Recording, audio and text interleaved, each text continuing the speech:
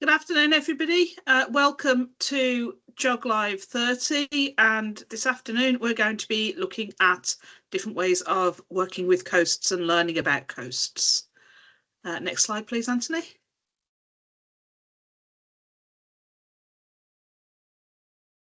So I'm Kate. I'll be doing the chairing this afternoon. We also have contributions from Tessa, who's going to talk to us about the Primary Geography Journal, Anthony and Phil, who are going to talk to us about working with coasts. And then we'll also be looking at some book recommendations as well. And we have other members of the EYPPC and the GeogLive team in the background, answering questions and generally supporting us as well. So we do want to hear any questions that you might have. So, sorry, just I've got a cat and he's going down. Please do put any questions that you have in the chat and do tell us where you're from as well. We like to see where people are joining us from. We are recording and we'll post this session on YouTube later. So if you could keep your cameras off until we have a Q&A session at the end. And if you could also, I think everybody is muted, mute your microphones as well, just so we don't get any background noise, unless you want to ask questions later on as well. We do have some social media accounts. So thanks, Anthony. So we have an X account, Blue Sky as well, and that QR code will take you to Blue Sky if you're interested in following us there. Okay, Anthony. Thank you. So if you could please remember that our contributors today are sharing their ideas freely, but what we would like you to do is that if you are making use of that, acknowledge where these ideas have come from, please. So you're very welcome to use material, but please do acknowledge the source, and the copyright resides with the EYPPC and the people who are contributing their ideas as well. We also have GeogPod, which is a series of podcasts. So those QR codes will take you to different episodes or editions of GeogPod. So do have a listen to those as well to find out more about different primary geography experiences and ideas. And we have a whole range, as I said, this is GeogLive 30, so we've got 29 other GeogLives which are all uploaded to YouTube, so please do go back and have a look at our YouTube channel. As you can see from the examples on the screen, we have covered a whole range of different ideas, a whole range of different topics, from fieldwork to early years to looking at books, a whole mixture of different ideas that you can find on our YouTube channel. So please do go back and have a look at those. We've had a look at physical and human geography, as you can see, some ideas there on our physical geography aspects. And different range of fieldwork aspects as well. So please do go and have a look at those if you have any thoughts or any queries about any of those different geography ideas. We do have the Geographical Association's annual conference coming up in April. This year it's going to be at Sheffield College and in the middle of Sheffield. So if you are able to join us, that would be wonderful. The third release of the tickets is from the 19th of Jan. So do go onto the Geographical Association website to have a look for those. A lot of the people you'll hear from today are going to be there providing different sessions, different content, and there's a lot of good information, a lot of different opportunities to make use of through that as well. So use that QR code if you are interested in joining us for that. So I'll pass over to Tess, who's going to talk about primary geography. Lovely. Thank you so much, Kate, and fabulous to see everyone today. I'm absolutely delighted and very excited to be introducing and welcoming our new PG edition and bringing, which will be landing on your doorsteps or onto your screen imminently. It is not quite there yet, but it is very nearly there. And it will be bringing, I know, a huge amount of joy and colour to your new year, because the focus for this edition, brilliantly collated and edited by Dr. Sharon Witt, is on colourful geographies. And there is a host of wonderful articles ranging from early years to upper key stage 2 on all sorts of different topics, which have some relation, some of them more nebulous than others, to colour and colourful, and looking at it in lots and lots of different ways. So these are just some examples of some of the myriad of articles that we've got. One on thinking about playful learning pathways, so thinking about how we bring play into our geography and colour through that. Also, a really important one, I think, on using old, new and AI generated images, I think, and bringing in a note of caution there about how we do use those and how we are getting across a realistic image and picture of what it is. So there are some mock-ups that have been done on there, and it's how we deal with those and how we teach those to help children to be critical learners about what they're seeing and the world around them. There's a wonderful article thinking about the natural world, on celebrating trees through sound and voices, and that as well as one on moon cycle inquiries. This is a sort of summary of all the work that Paula Owens has collated for the NAEE, and all about the different moons, the 13, there are 13 different moons that she has put together. Loads and loads of articles, loads of resources, loads of information and knowledge. So there's a really fascinating summary of that there, and how we can use that in the classroom. There's a lovely article on climate unity project and how we can come together, thinking about some of the climate issues that there are, but how we can collate our work and collaborate on some of these issues to come together through art. One, of course, knowing Sharon on the beauty of geography and thinking about how the colour that we're using, our colours for that. And also a very important article, which I think will be a really useful guide, thinking about racial literacy in primary geography and all that goes with that, and our helpful ideas around teaching that in the classroom and what to be aware of. So that issue will be online very, very soon, and all the online extras as well of primary geography dating back to 2005, which is absolutely fantastic. So we've got numerous, as we've got GeogLives, we have got lots and lots of editions of primary geography dating back to then. And currently there is the futuristic geographies, which I commend to you as well. Some fantastic articles there too. Thank you. So that's it on primary geography. Just to flag up some of the publications that are in on the Geographical Association shop, which are related to today's GeogLive. So there's the primary geography locational knowledge. We've got an In the Know, which is specifically on coast, so that should be very helpful. We've got, of course, Barnaby Bear investigating the UK and looking at some of those coastal features. Lots and lots on physical geography and how we teach it in Leading Primary Geography, the handbook for teachers.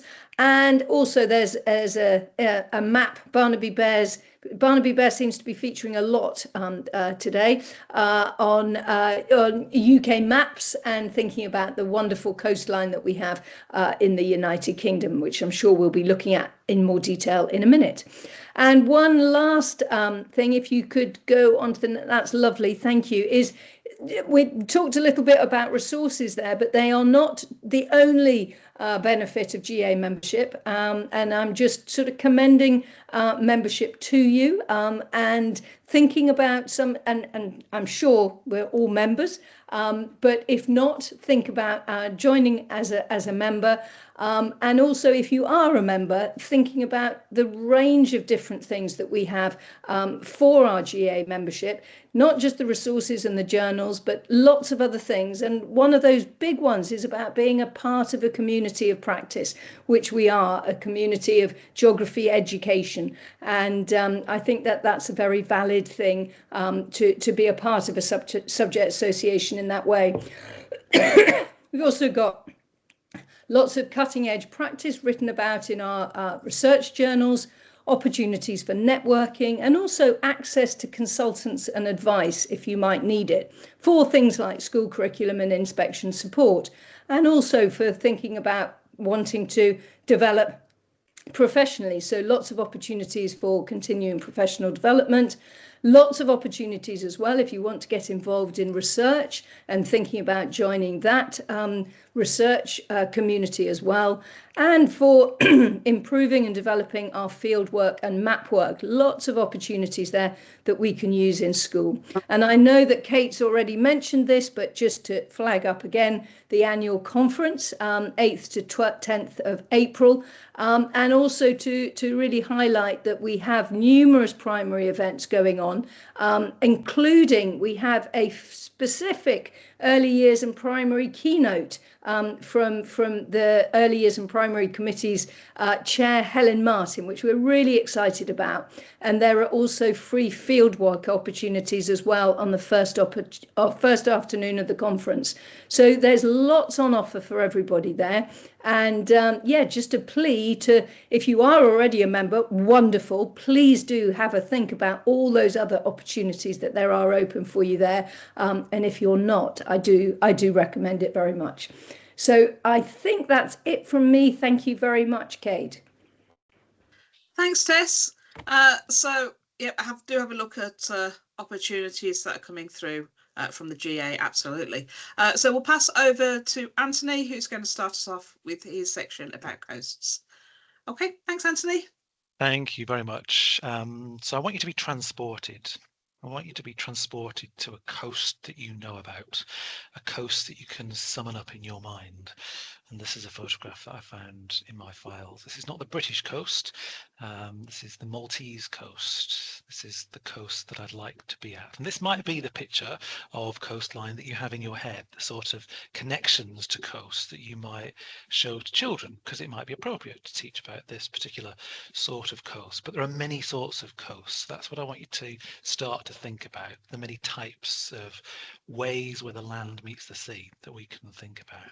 So the first thing to consider is, where does the coast actually start? This is Fulham, this is near Putney in London, and does the coast start there? Because that might be a problem that I would pose to children, because my argument would be that the coast often starts nearer to you than you might think. There is nowhere in Britain further than 60 or 70 miles away from the coast, so we're actually all quite close. If we could drive there, it might take about an hour, but actually with the rivers, with the streams, with the ways that we have cross-cutting the British Isles, that have ways for water to get to the sea, we often have connections because we have tidal rivers that are actually a lot closer to the sea than we might imagine. So I want you to think about the coast starting really at the high tide line. The land meets the sea, not just at these kind of signature places like the harbour or the Bucket and Spade beach or the pier or the kind of coastal resort. The land meets the sea often a lot closer than you might think. So think about how the land might meet the sea ecologically, because we might well have sea spray, salt spray, or coastal vegetation stretching quite a long way inland. It might also meet it geologically as well, that we could teach to children, because we might have these marine processes, these geographical marine processes that we could teach them about tides and waves and currents, because that is a way that the land is shaped quite a lot. So that's our key first question, where the coast meets the sea. And this is another picture. This is Fulham and Battersea, and again, this is London, and you can see a beach. You can see how the river, the tide has gone out, and later on in the day the tide will be coming in, and that boat in the picture will be lifted up, and there'll be a much higher tide. So really think about those rivers near to you. Is there a river that you could research and find out how far the tide actually comes? This is another Thames picture. This is the near Greenwich, and you can see there how the sediment is suspended in the river, how brown and murky, not dirty so much, but how much the sediment has been mixed in that river because of the coming and the goings of the tide in this particular location. So try and think about that in terms of where you live. So think about the major rivers near you, or think about the minor rivers near you. And on that image there might be some that you can specifically connect to, because we are very pockmarked, aren't we, by these rivers across our landscape. I found this in researching for this session today. I found this a wonderful image. I've not come across it before, by Jane Tomlinson, and she writes that since human beings first settled down to an agricultural life, we've always preferred to live in river valleys for obvious reasons. Today, more than half the world's population, never mind just the UK's, but today more than half the world's population lives less than 1 hour from a river. And Jane grew up in Stratford-upon-Avon, where the river was always a source of great joy and interest. There's the waterfowl, the minnows, the boats, the wild plants, the river smell that you might have as you're standing by a weir. So an image that you might wish to buy or use that you can find on her website. So linking specifically to the national curriculum, this is an image in the background of Norfolk of near Cromer at break of New Year, and you can see how the pebbles are being washed up the beach quite avidly there by the sea, bringing in quite a strong winter tide. And we're trying to link here to the terrestrial, but also the marine, and that's in the first page, the aims of the national curriculum. We're trying to think about the processes that there are there, and actually some of the rich language as well. I'll just read some of it to you. Have you got pictures in your head of where near you or where in the UK you might well have cliffs or arches or stacks and sandy beaches and dunes, shingle beaches, estuaries, mudflats, salt marshes, sea locks and inlets, rocky shores and coves? There's such a lot of richness in that vocabulary that through great images, as the curriculum challenges us to do, through maps, we could try and get the children used to and get the children engaged with as well. So again, I'm trying to tap into your personal geographic knowledge. Maybe you're in the north, maybe you're in Durham city centre, and actually you may not have realised that the River Wear is tidal, is 20 miles inland, but actually the tide still has an effect even there. Maybe you're in Manchester or near Salford, near the Lowry Centre. Maybe you're looking out at an image like this, and the tide will be affecting this landscape as well, to a greater or lesser extent during the day. Maybe you're near York, and you might be in the tidal section of the River Ouse, and that reaches York just south of the city at Naburn Locks. Maybe you're in Gloucester, you might be in the tidal section of the River Severn, and you might be near there, one of the most dramatic tidal parts of the country, the Severn Bore. You may have taught that in your lessons. So it's worth, again, just thinking about your specific location, because all geography that we need to teach needs to try and tap into what's near us so we can connect it to the further afield. Maybe you're in Newcastle or Gateshead and you're near the River Tyne, and the tide there extends well upstream of those famous bridges, just like it does in central London, extending all the way to Teddington.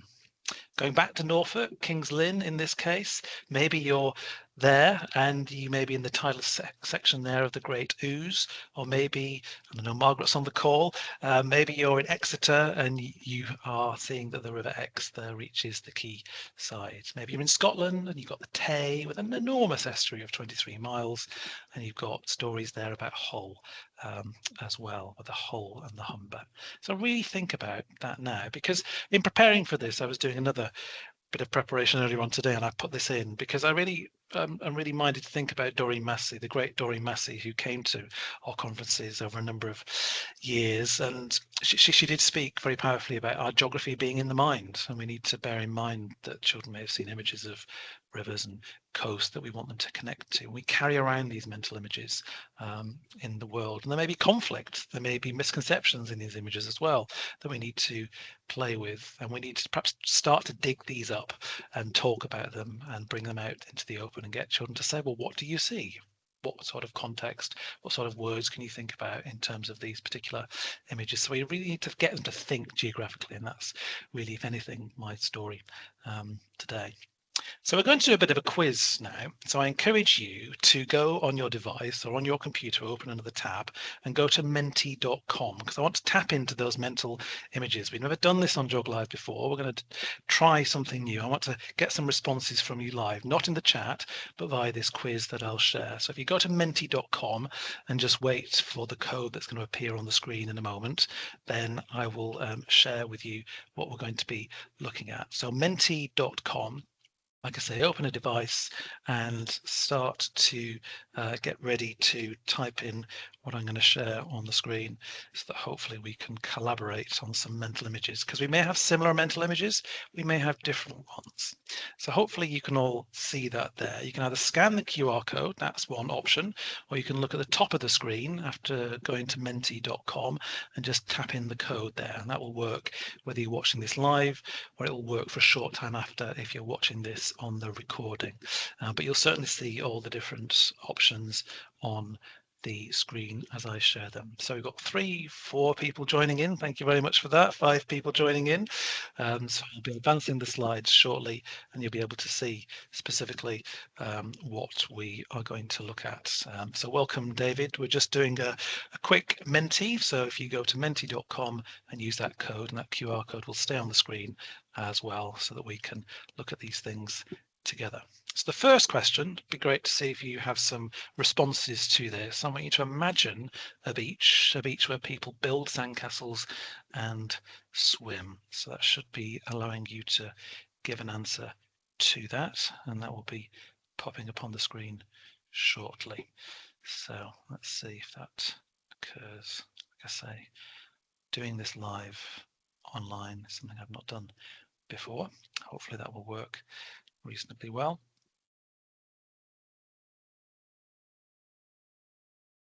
Great, thank you very much. I suspect that might be Margaret, possibly.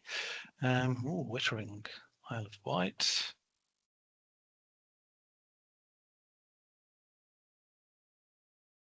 Good different personal geographies here. Thank you. Oh yeah, that's my one from childhood, Blackpool. New Biggin by the Sea. Don't know that one at all. Crosby, that's the special beach with its Anthony Gormley figures inside it. Great, thank you for collaborating there. Let's move on. Here's just a fact. None of you said Bournemouth, but a very particular beach there that has a story about it. It's 11 kilometres long and actually has some of the warmest sea temperatures in the UK. Okay, here's one. Let's see if we can collaborate on this one.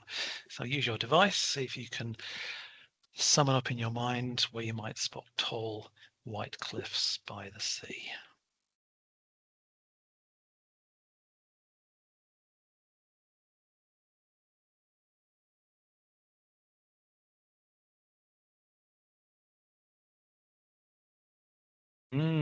Yeah.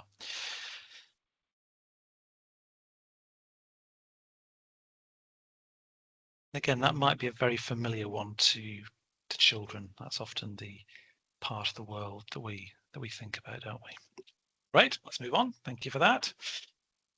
These are up to 110 meters high, and on a clear day from the top of those Dover cliffs, you might well see France from the top. And I've been there a number of times, and I'm always fascinated by those little homes just beneath those chalk cliffs. Okay, moving on. So think now about a busy port where ships and ferries might dock. And I think we can sometimes not talk enough about the harbour or the cargo ship type coasts, the kind of fenced off parts of coast that are not very traveller or tourist friendly. And again, this might be somewhere that's not near you or not actually appropriate for you to teach to your youngsters, but actually how we get goods from abroad, how these big ships dock and unload all Christmas presents and cars and all manner of things from across the world. This whole globalization and trade story is a very appropriate thing for Key Stage 2 to bear in mind. And yeah, I've never seen Tilbury, but I have seen other sorts of docks, and it's a really fascinating process of containerization. It's only really the last 50-60 years that's been a big story that we've got in the world. So thanks for taking part with that. Different answers. So again, just imagine different pictures of these that you could share with children. Again, we're thinking about difference as well as similarity on the British coast. I was thinking about Liverpool. It's a 300-year-old port and huge cruise ships there from the Museum of Liverpool, as you can see from that image there, can sail right into the city. See the Three Graces and the other World Heritage sites on the Mersey there. Okay, what about a beach with colourful houses by the sea? What mental image have you got there that you might want to share with youngsters, share with children? I'd be interested to see. Yes, that's definitely the one I got on the image, I think. I was very taken by that when I went there. Okay, we've got international ones. Great. That's interesting.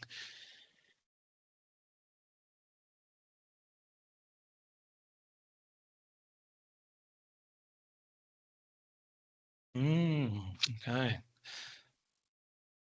Yeah, Tobermory. And again, we could think of why are they colourful houses? Is it something to do with just liking the colours, or is it something to do with being a bit of a preventative measure for ships crashing into the sea, crashing into the coast, or crashing into rocks? What's the reason for the houses being so colourful? Thank you for those. Popularity with Tenby. Tenby's town walls are 1 kilometre long, and the houses here were painted bright colours to help sailors find the harbour. So it is to help different people. So a really amazing coastline there. Okay, more esoteric one here. What about a coastline shaped by strong waves and wind?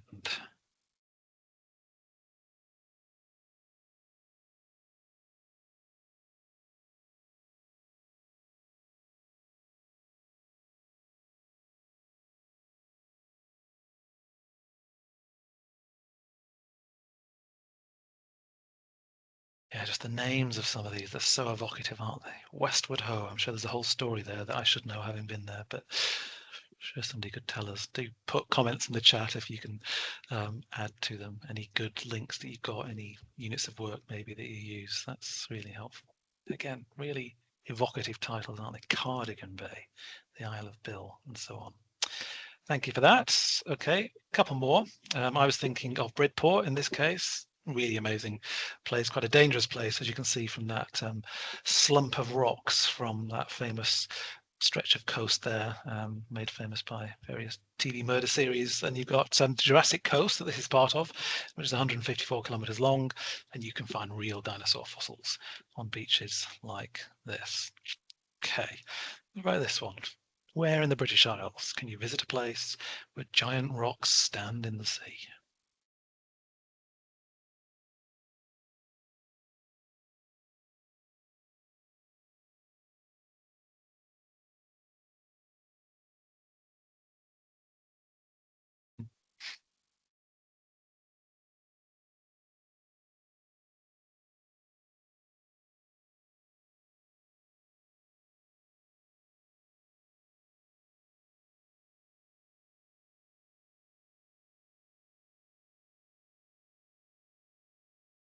Marsden Bay. Thank you for those. And I was thinking of the Giant's Causeway there, 40,000 basalt stone columns, and the wow fact is that legends say a giant built the rocks as stepping stones. So I think we've got one more. Where can you spot seals resting on the sandbanks? Just think about the questions we've asked. Just think about the diversity. I was telling student teachers the other day about how lucky we are to have this small island this small island at 50 to 60 degrees latitude, and the variety of different geological and ecological zones that we find where we are. Not everybody realizes that. Certainly the children may not realize that. Teachers you're teaching with, you maybe subject lead, may not realize that. So it's worth perhaps pointing that out to them. Wow, I just love some of these titles. I love having geographers on the call, introducing me to places that I've never heard of before. It's really fascinating. Thank you for sharing that. The example I was going to share was Blakeney Point in Norfolk. There are 4,000 seals living nearby, and this is apparently one of the best seal watching places in the UK. An example of flint derived shingle sand dunes created by longshore drift across the River Glarven. So great to tap into your personal geographic experience, and remember that's not the personal geographic experience of so many of our children, so we need to think of ways to get this across to children. And as I've said already, I'm a big fan in terms of having great images to share with children, but I'm also a big fan of having the most gorgeous video material as well. And it's very easy now to find on YouTube clips like this, people with their drone footage showing you what it's like from where you can walk by the coast, from where you can easily access up into the air, and giving that 360-degree view. Maps are wonderful, but actually they're so static unless we're actually there and able to see those landscapes. And these are kind of marginal places where we can't necessarily take children, where the land is so flat and the land meets the sea, and there's so many connections there that they're unlikely to be places where they've ever been. But this, as you can see, is the mouth of the Great Ouse in King's Lynn. So such an interesting pockmarked landscape, some of which has been turned into farmland, but then other places will be very salty and very unfarmable, if you like. Here's another one. This is the River Tay. Again, a really gorgeous clip that you can find where you start to really make those connections between what it shows on the map and the reality of what it's like when you start to see it from a boat or start to see it from the air. So the connection between Newport and Tay, as you can see here, and Dundee. So we're trying to transport these children. That's what we've got to do. So many of us don't live by the coast. Our next speaker, Phil, does, and that's why he's going to talk about beach school. Our next speaker is really suffused with that salty air, but so many of us will live in what we think of are landlocked places, but actually with these rivers, like I suggest, with these salty tidal areas, we are actually perhaps a bit closer to the sea than we perhaps think about. So hopefully that was useful, just to give you a sense of place, a sense of somewhere you're perhaps not at the moment, and give you some inspiration to perhaps rejig and rethink some of your teaching about the coasts, perhaps to move it a little bit closer, not to necessarily have to rely on that singular field trip that maybe happens in Key Stage 1, where they go and see the bucket and spade type coast that might be near you. There are opportunities to connect with coasts, perhaps a little bit closer to you than you might have imagined, and to think about the richness, as I've said, of the UK and the British Isles in particular. So we're going to move on, and I'm going to recommend, thanks to Sally, one of our GeogLive Early Years and Primary Phase committee members, some texts that you might have come across already. And I encourage you to share in the chat if you've got other books that you use across the key stages, ages 3 to 11, that you might want to use with children to try and bring some of these people, some of these places to children. So there's some really classic ones here, like Katie Morag. Fiona Lumbers is one of my favourite authors and illustrators. I do love the way that Fiona Lumbers produces some of her book, and I'm a big fan of Clement Crabbe myself. A couple more here. Beautiful textured book, Once Upon a Raindrop. I've got that one myself, big fan of that. Elizabeth Laird, any of her books, whether they're about refugees or distant places, are so amazing to work with children on, so I strongly recommend those. And I haven't come across this one that Sally shared with us, Above and Below the Sea and Shore, but those kind of lift the flaps books as a child I was so obsessed with and fascinated by. So hopefully that was useful. I think our next guest speaker is here, so Kate, I'll hand back to you. Thanks very much for taking part, and do put any more ideas into the chat. That's brilliant. Thank you, Anthony. And I think really great to see everybody getting involved with the Mentee quiz as well. So, yeah, thank you everybody for engaging with that, and Anthony for sharing the absolute wealth of different types of codes that we have as well. So, Phil, over to you for the Cabinet of Curiosity then. I can see that he's joined us. There he is. Hi, Phil. Hi, Kate. Hi, everybody. Right, over to you then. Thanks a lot. Thank you. Yeah. Right. Hi, everybody. So I'm asking you to turn slides, Anthony, by the way. I'm not sure. Yep. Next slide, Steve. That's my job. Excellent. Perfect. Thank you. Yeah. So evening, everyone.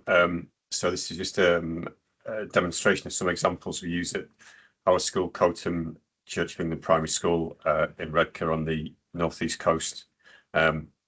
So just a bit of context, we're average sized primary school in a deprived area, in a deprived town, with about average sized children, about 220, 240 children, 10% EAL, about 30% SEN and 45% pupil premium. One of our great advantages is we are 5-6 minutes walk from the beach. So we used it a lot as a beach school, working in sort of similar models to a forest school. But also we have a really wide cross-curricular model. So a lot of our curriculum is delivered on the beach, which I'll show you a little bit later. And also last year, we developed this idea of Cabinet of Curiosity as a way of just linking lots of different learning elements, geographical learning elements from the beach. Next slide, please, Emily. So that's the view of our beach. This is Coatham Beach, looking southward, going down towards the cliffs along the North Yorkshire coast, off in the distance, and you can see the buildings of the town in the middle distance. So as I say, we use the beach a lot, so we theme our planning around either geography, history, or science each half term, and try to make as many cross-curricular links as possible. And we have lots of other links as well: spirituality, philosophy for children, and the beach. So, for example, last half term we had a history lead. So on the beach, the year sixes made Motte and Bailey castles and practiced attack and defense strategies on the castles. The year fours had made Roman shields, and they went down and sort of reenacted the Roman invasion in 40s AD and did Roman battle tactics. The year threes been learning about the Stone Age, so they did a lot of beach schools type stuff on the beach with fires and stones.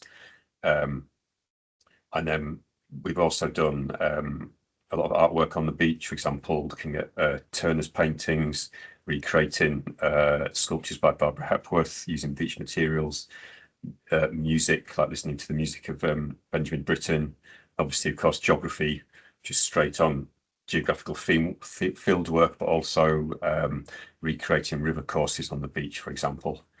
I just chose those as a selection because I'm aware, obviously, lots of people aren't lucky enough to have the beach right on their doorstep. But those are all things that you could book in a day, take the class to the beach, and work your way through parts of your history theme, art theme, music theme, science theme quite easily alongside any geographical fieldwork that you're doing as well. Next slide, please, Emily. So the Cabinet of Curiosity is an idea, just to quickly go through for anyone who's not familiar with it.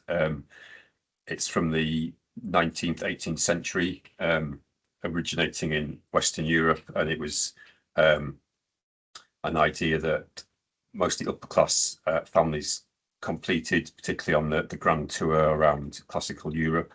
And it was a way of just collecting any oddments, interesting things, from shells to bits of armor to skulls to manuscripts, and collecting them and storing them, either for the person's own interest or, as you see in this example here, a sort of a mini museum for guests to the house to visit.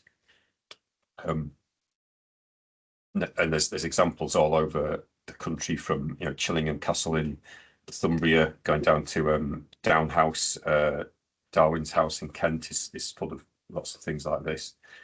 Do the next slide, Anthony. So I got this particular idea from visiting Abbotsford, which is the home of Sir Walter Scott in Melrose in the Scottish borders. And in one of the conservatories there, the trust that run the house had set up this, you can see in the middle and right hand side picture, which is a cabinet of curiosities, just of things that were found around the site. So there's maps of the site, there's invitations to write poems, there's lots of little boxes of stones and pebbles and mice skulls and all sorts of little things that have been found on the site that either give a sense of place or have geographical connections to the site and to the locality. Could you go to the next slide, please, Anthony? So the idea of a cabinet of curiosity is that you can really celebrate the geography of uniqueness and connections at the same time. So whatever you've collected in that whole cabinet of stuff, you can make all sorts of connections that you want in terms of materials, where they were found, how they're used, what they're made from, if they're natural or human made. And so in a geographical way, you can make connections in terms of how those things are used across space, across time. But also you can focus on the uniqueness, what makes each of those objects that you've collected unique. And in the same way, from a child's point of view, it really links in well to the geography of naming and collecting. And all the kids always love to collect, bringing in, as we all know, bringing in things they found at the weekend or on the way to school. And naming those things. Children are always fascinated by naming types of cloud, stone, animal. So in trying to capture this model in the use in a primary school, we can get the children to use fieldwork in a different way and collect things as they're going about their visits in terms of either connections or uniqueness, things that they can name as well.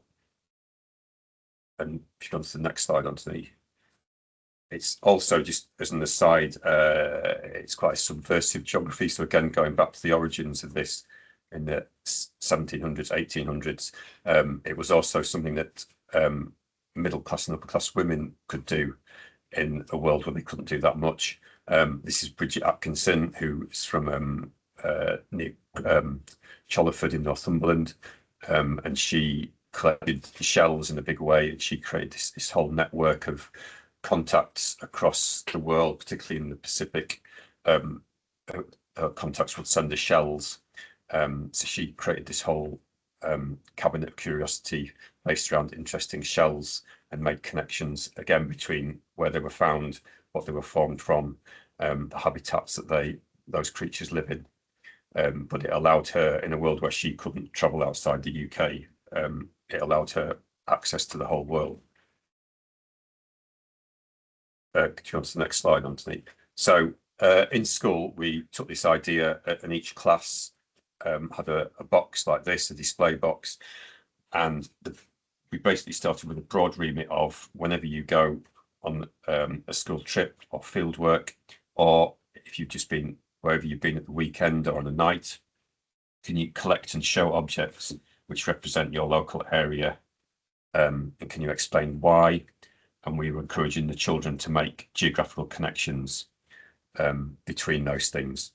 So it was a tool for teachers to have geographical conversations with children when they explained, rather than just a pure show and tell of, I found this in the street. They wanted the children to explain why they brought it in, why it reflected their locality, how they could link it to other artifacts that were already in the cabinet curiosity. And by doing that, as I mentioned, we sort of built up the whole web of the children's understanding of the uniqueness and connections of these objects, but therefore also the uniqueness and connections of their own locality. So when we run that for probably about half a term, we then made it a bit more specific and linked it to particular uses of our geographical curriculum, particularly using the beach. Could you go on to the next slide? So this was from the Year 3 class. and one of their beach visits, they had this question: can you find an object from our beach that shows what the beach means to you? So the 3 comments and the arrows are just a selection of all of these things were given to us verbally and then recorded as well. So the little circular shell on the left, Lucas chose that because he said he felt that it reminded him of a telescope, and it helped him to see across the world to new places. And then on the right, you can see that double mussel shell made Henry think about the times on the beach, and the 2 times, how it feels when the tide's coming in, when the tide's going out. And then the bottom right comment from Amalia, she's more interested in the life on the beach, so particularly the wading birds and wildlife that we have, was reminding her of why all those birds are there in the first place with that worm cast. So again, you can see in that little snapshot there's a possibility of making geographical connections, where they were found, why they're found there, what's left them there, why they've been left there, why they haven't degraded, but also the uniqueness of each one as well. Could you get to the next slide, Anthony? And then again, this is just a close-up of an example of the recording sheets that we used, because again, this was an element of the original Cabinets of Curiosities, that the collators would record museum-style notes to go with those pieces. So here we've got a stone that Amelia was the first thing she found on one trip to the beach, and on the bottom left, Harry chose those 2 to remind him of the calmness and the storminess of the beach, again reflecting what Henry had said about the 2 different elements to the beach when you're there at different times of day. So you can see how all these things are then creating just a web of conversation between the children in the class. That's a similar idea to Henry's, but from a different point of view. We also use this to look at our school site. Next slide, please, Anthony. So this slide shows artifacts, particularly natural ones, found on the school site. So again, the remit was to find a natural object from our locality that shows what Coton means to you. So the bottom left comment is showing a little head of Yoda, which the children found on the grass on the school field. And this class had been learning about the Green Man, sort of a Old English Anglo-Saxon spirit of the woods and spirit of place. So again, I linked that to the Green Man, showing the sense of place of our school site. And then again, the comment on the right, Ashton is also really interested in animals and wildlife, and so those sweet chestnuts reminded him of hedgehogs, and how our eco committee have been working to improve the site to make it more hedgehog friendly. Next slide, please, Anthony. And then also another curriculum area we've used this in is with music. So this target was from our music composition work in our locality. Can you choose an ostinato, a repeating pattern, which represents our locality most for you? So the children in groups created using sort of a visual scale and the different percussion instruments that we had, created music based on their visits to the beach and listening, and some elements of IT recording of sounds they heard. And also we linked into pieces by Benjamin Britten on storms, storm interlude and calm days. So they created their own pieces which they performed for each other. And again, there was a great opportunity to look at connections, similarities and differences between those pieces. And then they were stored as folded up versions within that case. Next slide, please, Anthony. Again, this is just an example of, I mentioned using the beach a lot within our overall curriculum. So this is an example of Year 3's music curriculum. So each year in the summer half term, we do a one half term on composition using the local area. So each class has a sequence of 6 lessons. If you go on to the next slide, Anthony, which just build up being present on the beach, listening, collating sounds, exploring sounds that could be produced, and then performing for the class and then for the whole school, but all informed and inspired by life on the beach. And then the next slide onto the, okay, thank you. And this is just an example of our cross-curricular planning. So a bit too small to see, but that's got all of the subject areas surrounding science, which is the lead area. And then within that, teachers have put in their the curriculum objectives, but also beach-based objectives, spirituality-based objectives, and so on. Next slide, please, Anthony. And then, oh yeah, and then this just shows how the cabinets of curiosity overall enhance both progression in fieldwork and progression in language. On the left-hand side, you can see that just the discussion and generation, discussion and conversation that model generated helped us really move from closed to open questions, problem-solving activities in terms of just open questioning, and a movement from one to several variables with all those connections that came up, and also from collaborative to independent learning. And on the right-hand side, the examples of how it helped us to progress in language, again, to open questions, more analytical account. It helped us to really question and dive deeper into the children's reasoning. Again, as I say, beyond just a simple show and tell of, I found this at the weekend, why is it special to you, why does it represent your locality, etc., which then gives us that final point, moving into more specialised geographical vocabulary. And then next slide, please, Anthony. And then finally, also, it gives us a progression in wisdom. So quoting from Sharon Witt, by valuing the multimodal engagement in the world, children become to know the world in more multidimensional ways, physically, intellectually, and emotionally. And that's, yeah, it's been a real gain of that cabinet of curiosity model. It's just helped the children understand that extra plane of the beach that they use so much in terms of what it means to them and how all those connections fit together. That was the end.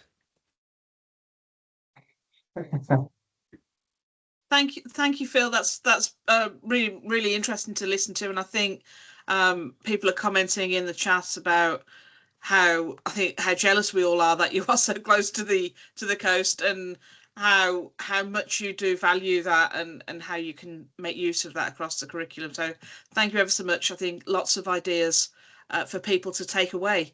So thank you very much. Anthony, did you want to talk about the blog? Yeah, we'd love your collaboration. If you have a sentence or two that you could put into the chat, summarising what you've learnt, what you've taken away, any perspective, anything you could add to what we presented today. We'd love to incorporate that into a blog that we'll put together after this GeogLive, and this will be posted on the Geographical Association's blog over the next 4 to 6 weeks as an interim stage between GeogLive 30 and GeogLive 31. So if you've got any comment at all, anything to add, please do put that into the chat, and we'll work that up alongside the perspectives that both Phil has shared and that I've shared in the GeogLive today. So we'd love to hear from you. Brilliant, thank you very much. GeogLive team, were there any questions that were asked in the chat that that we could answer now? I can see a lot of people saying how wonderful both the presentations were, but were there any questions as well that came through? No questions, Kate, just lots of really positive comments. Okay, brilliant. Thank you very much. So yeah, thank you ever so much to everybody for joining us this afternoon. Hopefully that has been really helpful when you are considering your coasts planning. Thank you to our presenters and everybody for contributing in the background, and to all of our attendees for joining us this afternoon as well. So thank you very much. Hopefully we'll see you at future GeogLives and possibly at the annual conference as well. So thank you very much.